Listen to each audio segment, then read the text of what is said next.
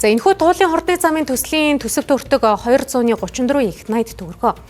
Тэгвэл энэ бүтээн байгуулалтын явцад инфляц зээлийн үгийн өртгүүдэд тооцвол зардал нь 3.4-өөс 3.6 их 80 болж нэмэгдэх эрсдэлтэй гэж улсын хурал дахь хүн амын зөвлөлөөс дүгнэлээ.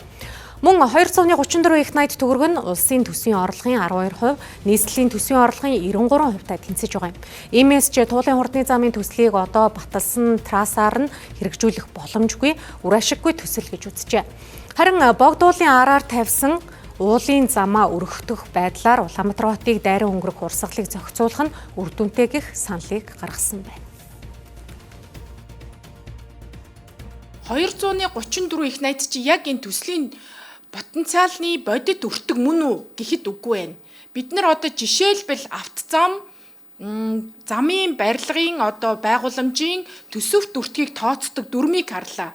Тэр дүрм дээр байх ёстой техник технологийн хяналтын дүнгээ 5% тооцох ёстой тэр байхгүй байх жишээ нэ.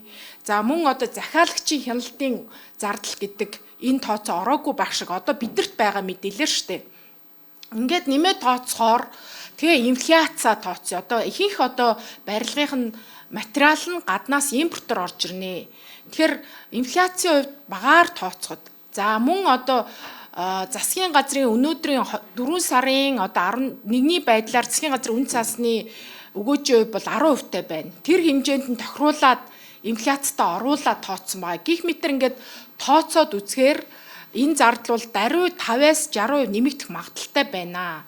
Өөрөөр хэлэх юм бол 3.4-өөс 3.67 руу ч орох их 80 руу орох ийм одоо потенциалны өртөг үсэх ийм боломж эрсдлүүд байна шүү.